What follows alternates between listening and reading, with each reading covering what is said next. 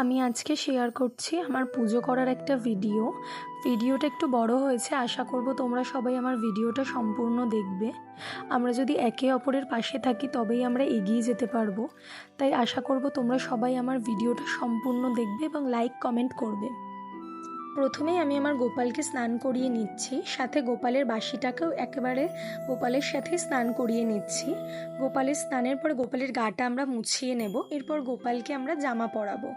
গোপালের জামা এখন পরিয়ে নিচ্ছি। গোপালের জামা পরানো হয়ে গেলে আমরা তারপরে আমাদের সাই বাবাকে স্নান করাবো।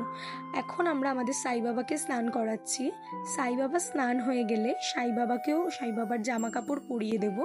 সাই বাবার জামা কাপড় পরানো হয়ে গেলে আমরা তারপরে আমাদের শিব ঠাকুরের মাথায় জল ঢেলে নেব। আমরা শিব ঠাকুরের মাথায় জল ঢালা হয়ে গেলে একটু চন্দন বেটে নেব। আমরা প্রত্যেক দিন চন্দন দিয়েই ঠাকুরকে পুজো দিই।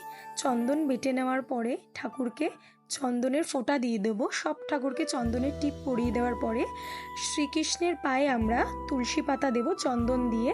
তারপরে ঠাকুরের জন্য প্রসাদ রেডি করব। ঠাকুরের জলগুলো দিলাম, ঠাকুরকে জলগুলো নিবেদন করছি। তারপরে ধূপ ধুনো দেব, আমরা প্রদীপ জ্বালালাম, ধূপকাঠি জ্বালালাম।